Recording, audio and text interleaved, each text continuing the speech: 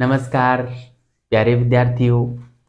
शेखावाटी किसान आंदोलन हम पढ़ रहे थे और उसमें हमने घटनाक्रम जो सम्मेलन हो रहे थे वो हम पढ़ रहे थे।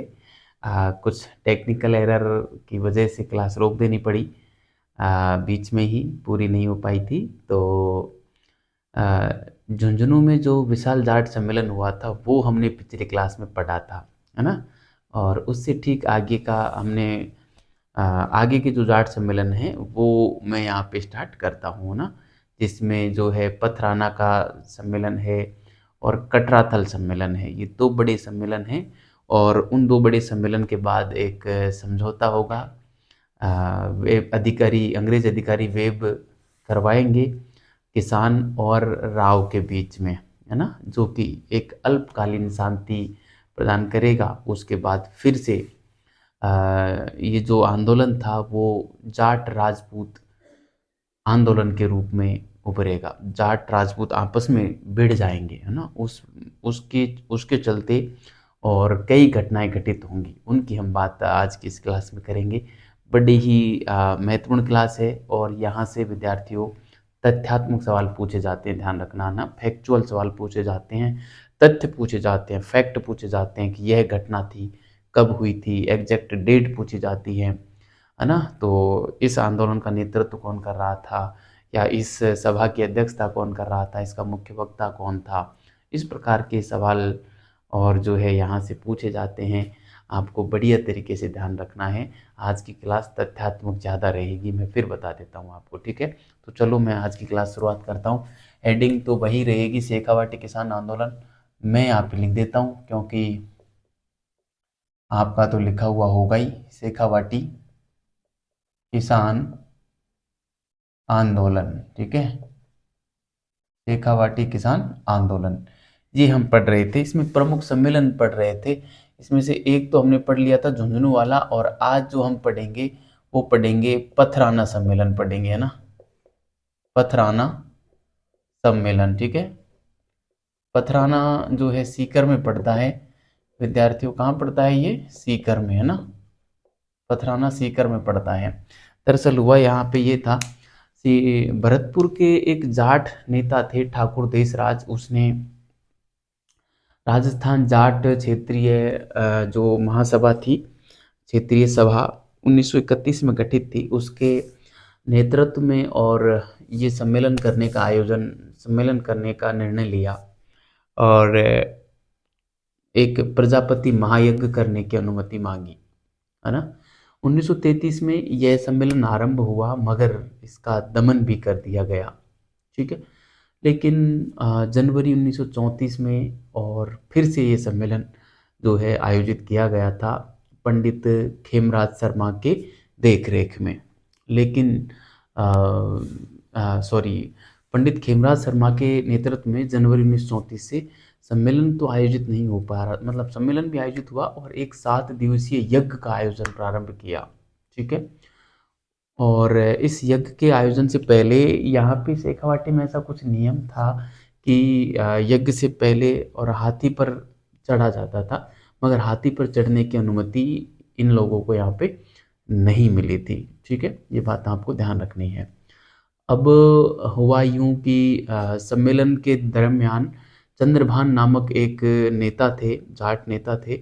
उन्होंने एक भाषण दिया था, है ना, और उस भाषण के चलते उनको गिरफ्तार किया और 6 माह का कारावास चंद्रभान को दे दिया गया। अब 6 माह का कारावास जब दिया तो किसान बड़े नाराज हुए और किसानों ने जो है कर देना बंद कर दिया, है ना। तो इस प्रकार से ये पथराना सम्मेलन था। अब यहाँ से जो अगला सम्मेलन होगा वो कटराथल सम्मेलन होगा। उसकी उसकी जो बात है वो मैं आगे करूँगा। पहले इसको लिख लेते हैं, ठीक है, और फिर हम जो है आगे की बात करेंगे, ठीक है। तो चलो मैं यहाँ पे लिख देता हूँ पथराना सम्मेलन। तो भरतपुर के यहाँ से हम लिखना प्रारंभ करते हैं। मैं BTR लिख रहा हूँ, भरतपुर के जाट नेता, जाट नेता ठाकुर देशराज ठाकुर देशराज भरतपुर के जाट नेता ठाकुर देशराज ने पलथाना पलथाना कहाँ पड़ता है? सीकर में। पलथाना में भरतपुर के जाट नेता ठाकुर देशराज ने पलथाना में राजस्थान जाट क्षेत्रीय सभा, जिसकी स्थापना हुई थी 1931 में, है ना, 1931, है ना, के माध्यम से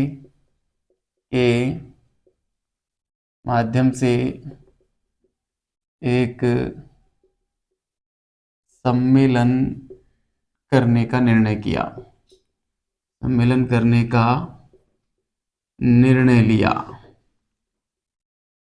ठीक है, सम्मेलन करने का निर्णय लिया और एक प्रजापति महायज्ञ करने, मगर इनको जो है प्रजापति महायज्ञ करने की इन्होंने अनुमति मांगी थी, बस केवल कि हमको एक प्रजापति महायज्ञ करने की अनुमति दी जाए। ठीक है, तो तथा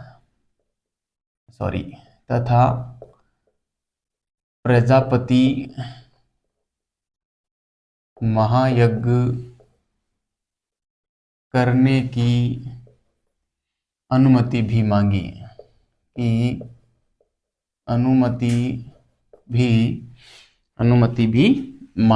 ठीक है, तो एक ये मामला था। अब इस प्रकार से ये ये सम्मेलन था, ये प्रारंभ तो हुआ 1933 में, है ना, 1933 ईस्वी में यह सम्मेलन आयोजित हुआ।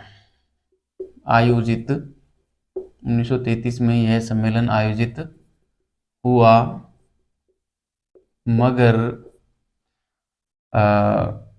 जल्द ही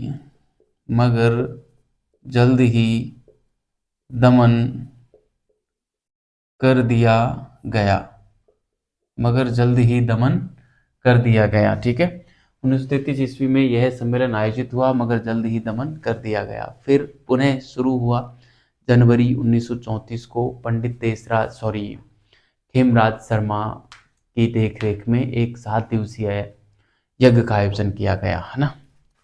हम लिखेंगे यहाँ पे अगले तथ्य के रूप में लिखेंगे, देखो ये तथ्य है ना, ये आपको ध्यान रखने पड़ेंगे, है ना। ठाकुर देशराज का नाम, पलथाना कहाँ पड़ता है ना, पलथाना सम्मेलन कब हुआ 1933, है ना, ये ध्यान रखने होंगे। जनवरी 1934 ईस्वी में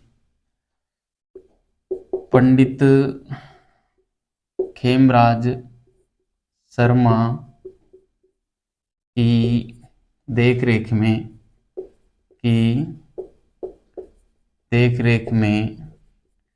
एक 7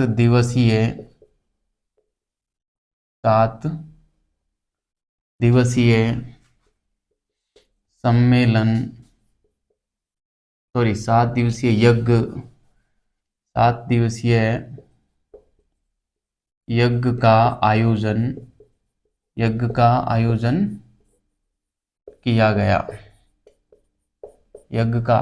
किया गया। ठीक है, 7 दिवसीय यज्ञ का आयोजन किया गया, मगर यज्ञ से पूर्व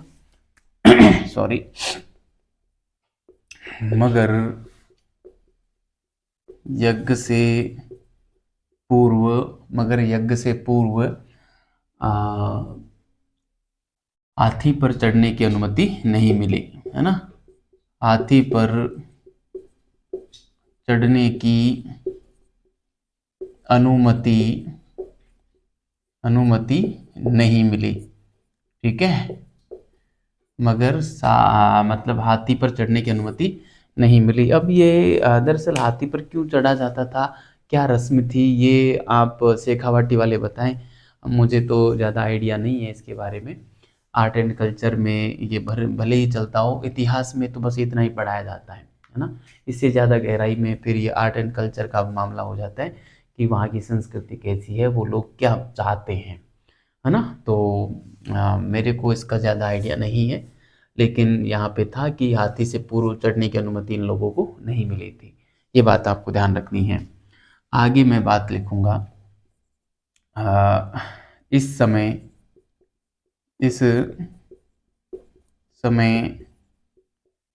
दिए गए भाषण के कारण चंद्रभान एक नेता थे, के कारण एक नेता चंद्रभान को कैद किया गया, को कैद करके 6 मास का कारावास दिया गया। 6 मास का कारावास दिया गया, ठीक है। 6 मास का कारावास दिया गया, ठीक है। और जब इसको कारावास दिया चंद्रभान को, इनाम ध्यान रखना चंद्रभान को जब कारावास दिया गया तो इसके विरोध में किसानों ने कर देना बंद कर दिया, ठीक है। इस कारावास के विरोध में, इस कारावास के विरोध में किसानों ने, इस कारावास के विरोध में किसानों ने भूमि कर देना बंद कर दिया ना, भूमि कर देना बंद कर दिया, भूमि कर देना बंद कर दिया, ठीक है। तो ये था प्यारे साथियों पथराना सम्मेलन, जिसमें मुख्य भूमिका जो थी ये आप ठाकुर देशराज की आप रखना, और ये चंद्रभान का नाम जो है ये भी ध्यान रखना, और ये पंडित राज शर्मा का नाम भी आपको बढ़िया तरीके से ध्यान में रखना है ना। ये सन भी थोड़ी सी देख लेना, ठीक है। इस प्रकार से ये पथराना सम्मेलन था। अगला सम्मेलन हम कटरातल सम्मेलन की बात करेंगे विद्यार्थियों। कटरातल सम्मेलन दरअसल हुआ यूँ था कि डूंडलोद के ठाकुर के भाई थे ईश्वरी सिंह, उसने महिलाओं के साथ बड़ा ही दुर्व्यवहार किया था। इस कारण हरलाल नामक एक किसान की पत्नी थी किशोरी देवी के नेतृत्व में, और 1734 को एक विशाल सम्मेलन कटराथल नामक स्थल पर सीकर में आयोजित हुआ था, जिसमें मुख्य वक्ता के रूप में उत्तमा देवी ठाकुर देशराज की पत्नी आई थी, और 10,000 महिलाओं ने इस सम्मेलन में भाग लिया था, है ना। और यह जो सम्मेलन था वो 1934 की घटना थी, 25 अप्रैल 1934 की थी, ठीक है। तो ये था कटराथल सम्मेलन। उसका मैं यहाँ पे हेडिंग डाल के और इस कहानी को यहाँ पे लिख देता हूँ, ठीक है। आप बढ़िया तरीके से लिखना। कटराथल सम्मेलन बहुत बार एग्जाम में पूछा गया है, आगे भी पूछा जा सकता है, ये ध्यान रखना, ठीक है। इसके इर्द गिर्द की बातें पूछी जा सकती हैं। तो मैं हेडिंग डालता हूँ कटराथल सम्मेलन, कटराथल सम्मेलन, ठीक है। सबसे पहले तो मैं इसकी तिथि लिख देता हूँ ताकि आप भूलो नहीं। ये है 25 अप्रैल 1934 ईस्वी की है ना। 25 अप्रैल 1934 की है। कटराथल जो पड़ता है ये सीकर में पड़ता है ना। कटराथल कहाँ पड़ता है? सीकर में पड़ता है। तो मैं यहाँ पे बात करता हूँ सीधा कि डूंडलोद के ठाकुर, डूंडलोद नाम नहीं मिलता डूंडलोद के ठाकुर का, डूंडलोद के ठाकुर के भाई ईश्वरी सिंह द्वारा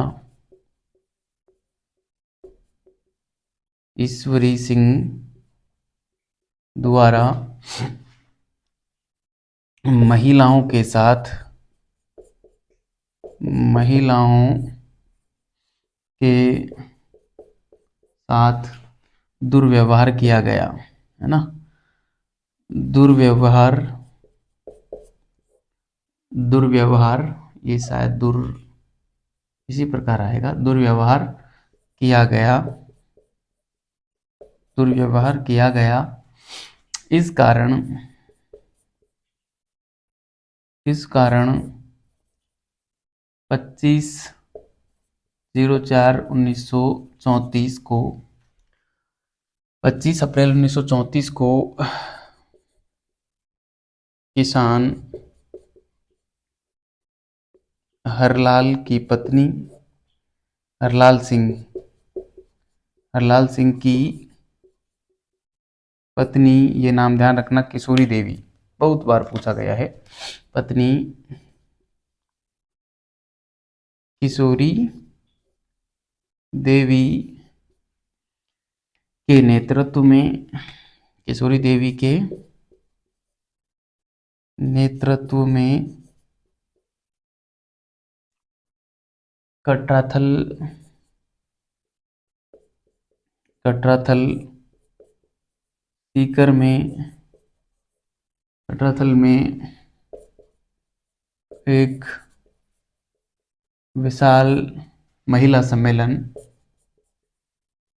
विशाल महिला सम्मेलन का आयोजन हुआ, विशाल महिला सम्मेलन का आयोजन हुआ, जिसमें 10,000 हो गया, 10,000 महिलाओं ने, 10,000 महिलाओं ने भाग लिया था, 10,000 महिलाओं ने भाग लिया था। ठीक है साथियों, आज से 90 साल पहले की ये लगभग घटना है। 1924 चल रहा, सॉरी 2024 चल रहा है, 1934 की बात है। आज से 90 साल पहले और 10,000 महिलाओं का एक जगह आना बहुत बड़ी बात थी। एक महिला के नेतृत्व में और 10,000 महिलाओं का आना बहुत बड़ी बात थी, है ना। आज आप कोई सम्मेलन करवा के देखिए किसी महिला के नेतृत्व में, तब देखें कितनी महिलाएं आ पाती हैं। 10,000 महिलाओं का आना अपने आप में बहुत बड़ी बात है ना। इसमें मुख्य वक्ता, इसमें मुख्य वक्ता ठाकुर देशराज की पत्नी, ठाकुर देशराज की पत्नी, ठाकुर देशराज की पत्नी उत्तमा देवी थी, उत्तमा देवी थी। ठीक है, ठाकुर देशराज की पत्नी उत्तमा देवी थी। ठीक है, सॉरी। तो ये था प्यारे साथियों हमारे कटराथल सम्मेलन, जिसकी हमने बात की। 25 अप्रैल 1934 को हरलाल सिंह की पत्नी किशोरी देवी के नेतृत्व में यह आयोजित हुआ था। और क्यों आयोजित हुआ था? क्योंकि महिलाओं के साथ में दुर्व्यवहार किया गया था। ठीक है, तो आपको बढ़िया तरीके से ध्यान में रखना है। देखो, कटराथल सम्मेलन में आपको क्या क्या ध्यान रखना है। 25 अप्रैल 1934 को आरंभ हुआ था और कटराथल सीकर में हुआ था, जिसकी अध्यक्षता किशोरी देवी ने की थी। मुख्य वक्ता जो थी वो उत्तमा देवी थी, भरतपुर के ठाकुर देशराज की पत्नी। ठीक है, ये बात आपको ध्यान में रखनी है। और ये थे इन सम्मेलनों के बाद क्या हुआ कि इस प्रकार से जब लगातार दबाव बनाया गया तो अंग्रेज अधिकारी वेब ने और राव और अंग्रेज किसानों के बीच में एक समझौता करवा दिया, जिसके तहत एक अल्पकालिक शांति हुई, अल्पकालिक शांति स्थापित हुई। ये बात हम यहाँ पे लिखेंगे। ठीक है, अब हम लिखेंगे कि उक्त दबावों के चलते, है ना, उक्त दबावों के चलते, उक्त दबावों के चलते अंग्रेज अधिकारी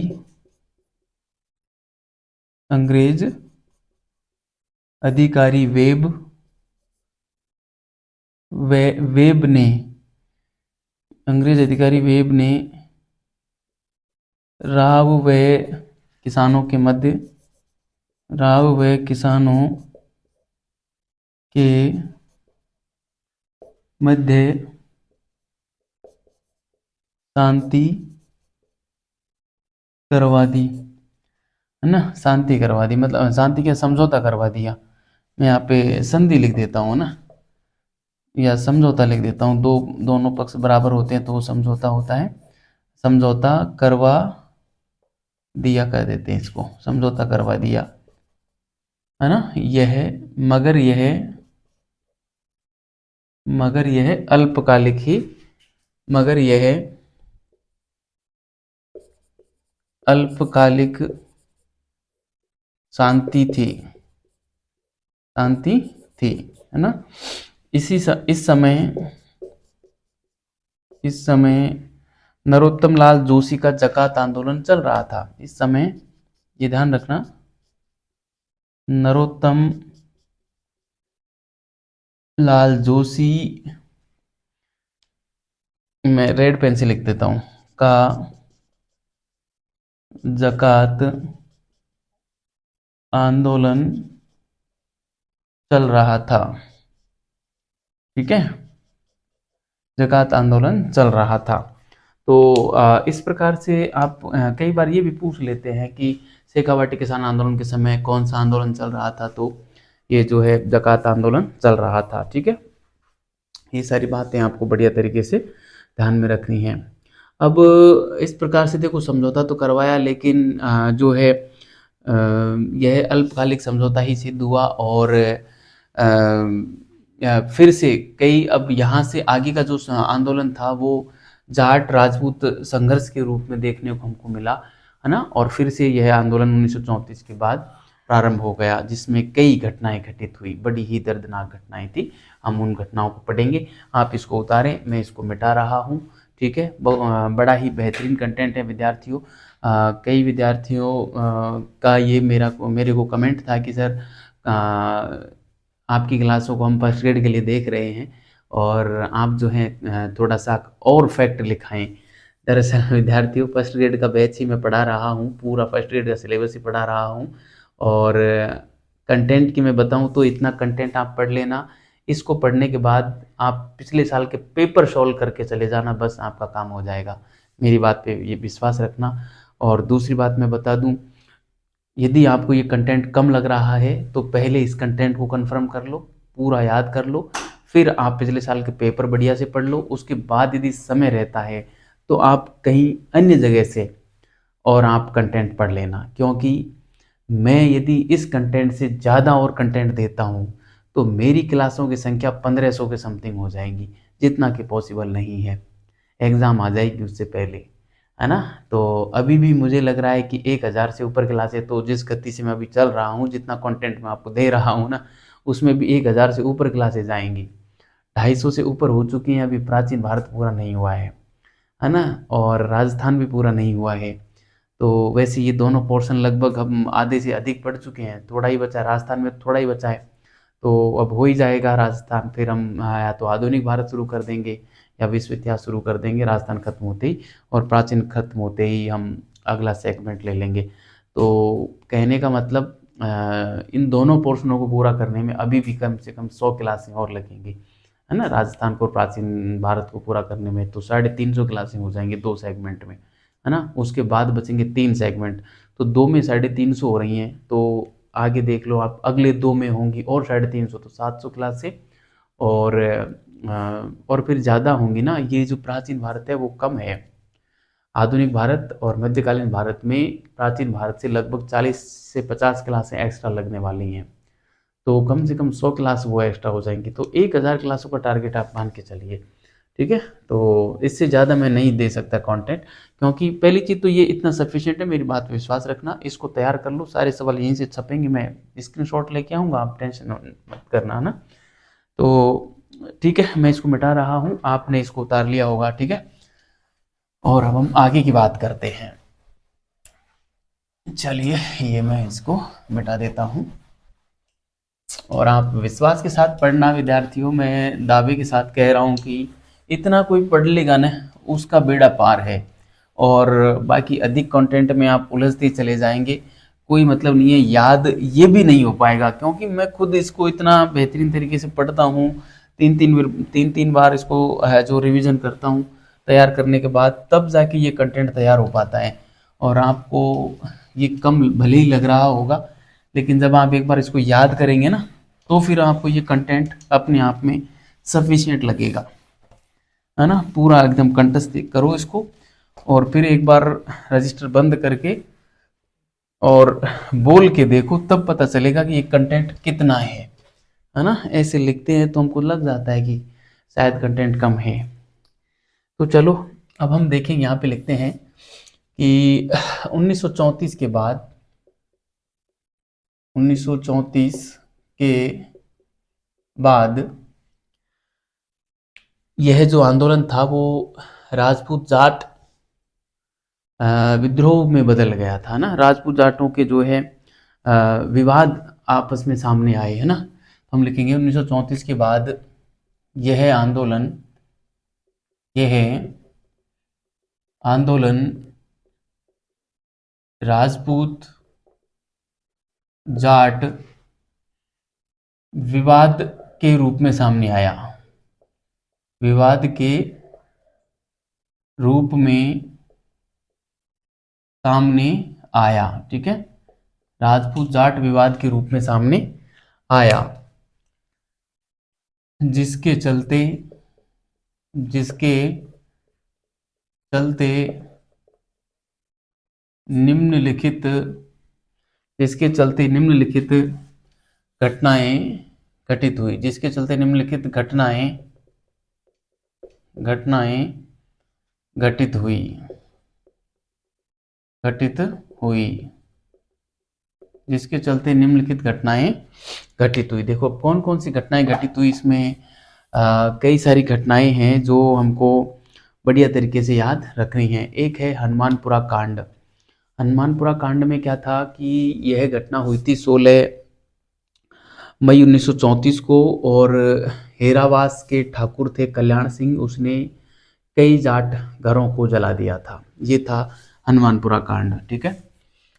एक नंबर पे मैं लिखूंगा यहाँ पे हनुमानपुरा कांड, हनुमानपुरा कांड, है ना। ज़्यादा कुछ नहीं है, 16 मई 1934 की ये घटना है ना। और इसमें हुआ क्या था, हेरावास के ठाकुर कल्याण सिंह ने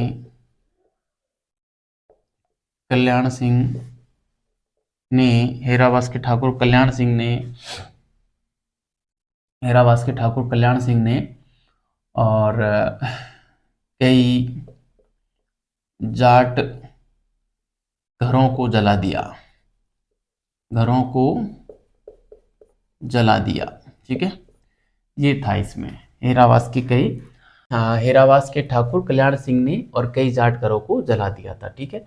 इसके बाद की घटना हम पढ़ें तो इसके बाद की जो घटना है वो है जयसिंहपुरा कांड, है ना।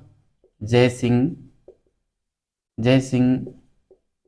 कांड, है ना। जयसिंहपुरा कांड ये घटना हुई थी विद्यार्थियों 21 जून 1934 की, ठीक है। 21 जून 1934 की ये घटना थी। आपको डेट बढ़िया तरीके से ध्यान में रखनी है, क्योंकि कई बार ये डेट पूछ लेते हैं। अब मैं बात करूं कि इसमें आखिर हुआ क्या था। इसमें हुआ ये था कि जो हमारे डूंडलोद के ठाकुर के भाई थे ईश्वरी सिंह, उसने जो है कई जाटों के घरों को जला दिया था। है ना, कई जाटों के घरों को जला दिया था। अच्छा विद्यार्थियों, हम एक छोटी सी मिस्टेक कर चुके हैं। दरअसल अब ये जयसिंहपुरा कांड जब मैं पढ़ा रहा हूँ तो मुझे अभी तुरंत याद आ गया। अभी जो हमने कटरातल सम्मेलन पढ़ा था उसमें जो कारण था वो जयसिंहपुरा कांड का कारण डाल दिया था, है ना। उसमें मैंने ये लिखवाया आपको कि डूंडलोद के ठाकुर के भाई ईश्वरी सिंह ने महिलाओं के साथ दुर्व्यवहार किया था। दरअसल उसने महिलाओं के साथ दुर्व्यवहार नहीं किया था। उसने तो यहाँ पे जयसिंहपुरा में और कई जाटों की जो घर थे उनको जला दिया था, है ना। और कटरातल सम्मेलन का जो कारण था वो आप ठीक करना, वहाँ पे लिखना कि सोतिया के ठाकुर मान सिंह ने और महिलाओं के साथ दुर्व्यवहार किया था। इस कारण से जो कटराथल सम्मेलन था वो आयोजित हुआ था। ठीक है, तो आप कटराथल सम्मेलन में थोड़ा सा का आप जो है, मैंने तो यहाँ पे मिटा दिया है, आप वापस वहाँ जाके थोड़ा सा करेक्शन करना, है ना। कटराथल सम्मेलन क्यों हुआ था मैं यहाँ पे लिखवा देता हूँ ना। कटराथल सम्मेलन, है ना, का कारण, क्या कारण था कटरातल सम्मेलन का कारण, इसमें लिखेंगे हम कि सोतिया के ठाकुर मान सिंह, सोतिया के ठाकुर मान सिंह ने, सॉरी, सोतिया के ठाकुर, हाँ, सोतिया के ठाकुर मान सिंह ने महिलाओं के साथ दुर्व्यवहार किया था। मान सिंह ने महिलाओं के साथ दुर्व्यवहार दुर्व्यवहार किया था। ठीक है, ये बात आपको ध्यान में रखनी है। ठीक है, ये बात आपको ध्यान में रखनी है।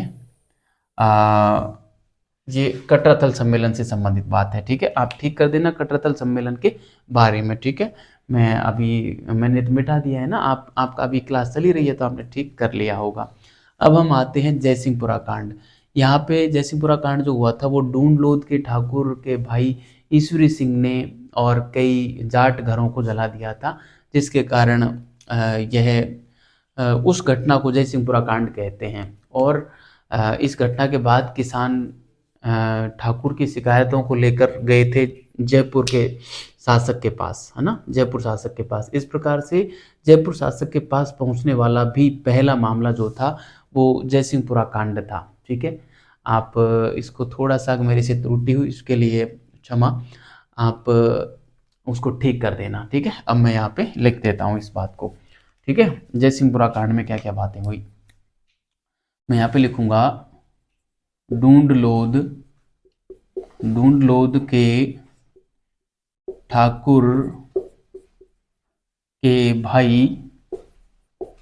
भाई ईश्वरी सिंह ने कई जाट घरों को जला दिया था। ठीक है, जला दिया था। इस कारण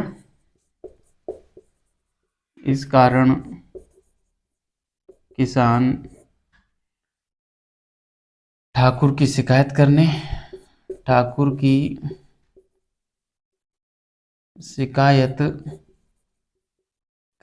कहाँ गए, जयपुर शासक के पास गए। ठीक है, जयपुर शासक के पास गए। इस प्रकार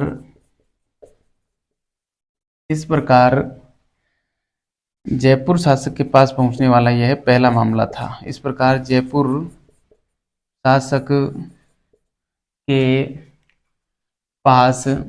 शासक के पास पहुंचने वाला यह पहला मामला था। ठीक है, ये बात आपको बढ़िया तरीके से ध्यान में रखनी है कि जयपुर के शासक के पास पहुंचने वाला पहला मामला कौन था, जयसिंहपुरा कांड था। कब हुआ था, 21 जून 1934 को हुआ था। ठीक है, ये बात आपको ध्यान रखनी है, मोस्ट में लगा देता हूँ, क्या पता ये एग्जाम में पूछा जाए। ठीक है, इसके बाद जो अगली घटना होगी वो खुड़ी गांव की होगी, है ना, खुड़ी गांव की। खुड़ी गांव कांड जो हुआ था वो हुआ था हमारा 22 मार्च 1935 को, जिसमें दरअसल हुआ यूँ था कि जो जाट और राजपूत थे वो आपस में लड़ मरे थे, जिसके चलते जो है रत्नाराम और शंभू सिंह नामक दो किसान जो है वीरगति को प्राप्त हुए। यह घटना खुड़ी हत्याकांड के नाम से जानी जाती है या खुड़ी गांव कांड के नाम से जानी जाती है। तो मैं इसको यहाँ पे लिख देता हूँ तीसरे नंबर पे, खुड़ी गांव कांड, है ना, कुड़ी गांव कांड। घटना है 22 मार्च 1935 ईस्वी की, है ना। ये क्रम पूछते हैं घटनाओं का, ये ध्यान रखना। इसमें हम लिख देंगे आखिर ये क्यों हुआ था। तो यहाँ पे मैं लिखना चाहूँ तो यहाँ पे लिखेंगे कि राजपूत राजपूत जाट आपस में लड़े, इस कारण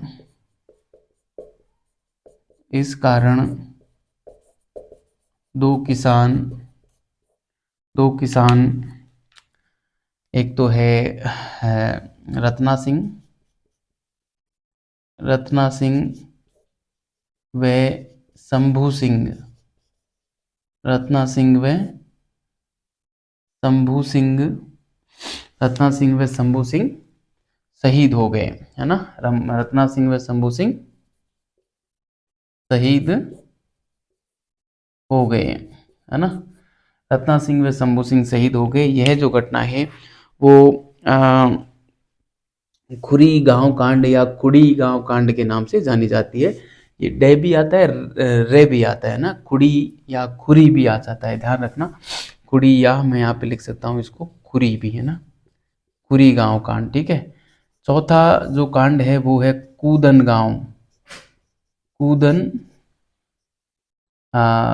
गांव हत्याकांड, है ना। कूदन या इसको कुंदन भी कहीं पे लिखा मिलता है, कुंदन या कूदन। हुआ कुछ यूं था, इसी समय एक अंग्रेज अधिकारी वेब और एक थे मोहम्मद हुसैन थे।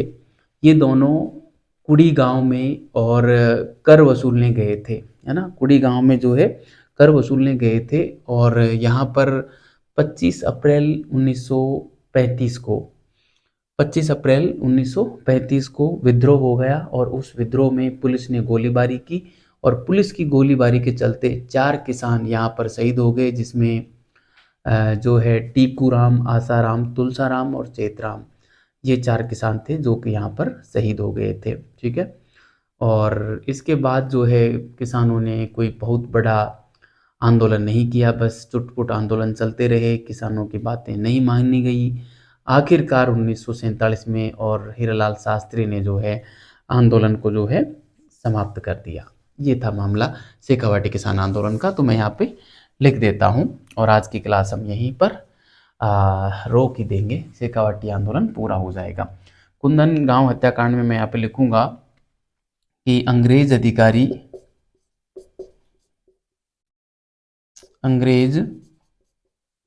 अधिकारी वेब व मोहम्मद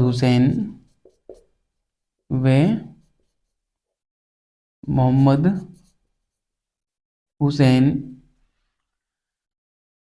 कर वसूलने कूदन गांव पहुंचे। यहाँ पर विद्रोह हुआ। डेट लिख देते हैं, चलो यहाँ पर विद्रोह, डेट नहीं हमने नहीं लिखी थी ना। यहाँ पर विद्रोह जो है 25 अप्रैल 1935 को हुआ। 25 अप्रैल 1935 को हुआ, ठीक है। 25 अप्रैल 1935 को हुआ, जिसमें पुलिस की गोलीबारी से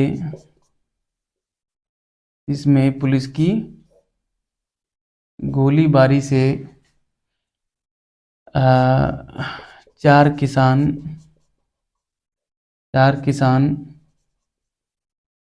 शहीद हो गए, 4 किसान शहीद हो गए, ठीक है। अब 4 किसान कौन कौन थे? इसमें थे टीकूराम, है ना, एक थे हमारे आसाराम, है ना, आसाराम, ठीक है। आशा में ये पता नहीं कौन सा से आएगा, आप देख लेना। आसाराम मेरे हिसाब से ठीक लिखा है। और थे तुलसाराम, तुलसाराम, और एक थे चेतराम, ठीक है। टीकू को तुलसा के चेत की आशा नहीं रही। इस प्रकार से मैंने जो ट्रिक बना रखी है आप देख लेना, है ना। टीकू को तुलसा के चेत की आशा नहीं रही, मतलब शहीद हो गए, ठीक है। और इस प्रकार से यह आंदोलन समाप्त हुआ, ठीक है। इस प्रकार यह घटना जो थी वो कूदन गांव हत्याकांड कहलाती है। इसमें लिखने की आवश्यकता नहीं है ना, मैं लिखूंगा कि इस प्रकार यह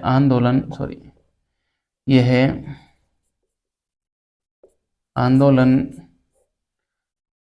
लगभग समाप्त प्राय हुआ, लगभग समाप्त प्राय हुआ, मतलब इसके बाद और कोई घटना विशेष हुई नहीं। अंत में जाके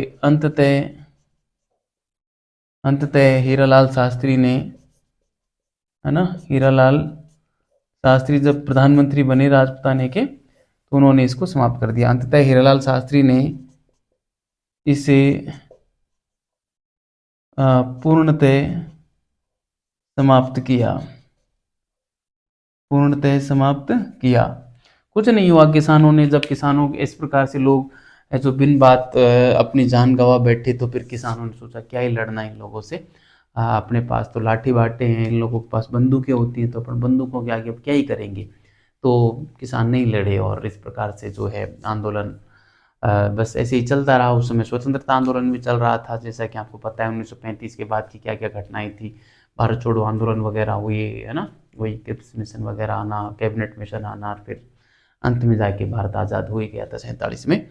तो ये था प्यारे साथियों, आप इसका स्क्रीनशॉट लें या उतारें, ये करेक्शन थोड़ा सा आप ठीक कर लेना, इसके लिए मैं माफ़ी चाहूँगा, ठीक है। तो शेखावाटी किसान आंदोलन पूरा होता है। अब हम आगे पढ़ेंगे अगला आंदोलन, वो अगली क्लास में पढ़ेंगे। तब तक के लिए बहुत बहुत धन्यवाद विद्यार्थियों, अच्छे रहिए, मस्त रहिए और लगातार पढ़ते रहिए।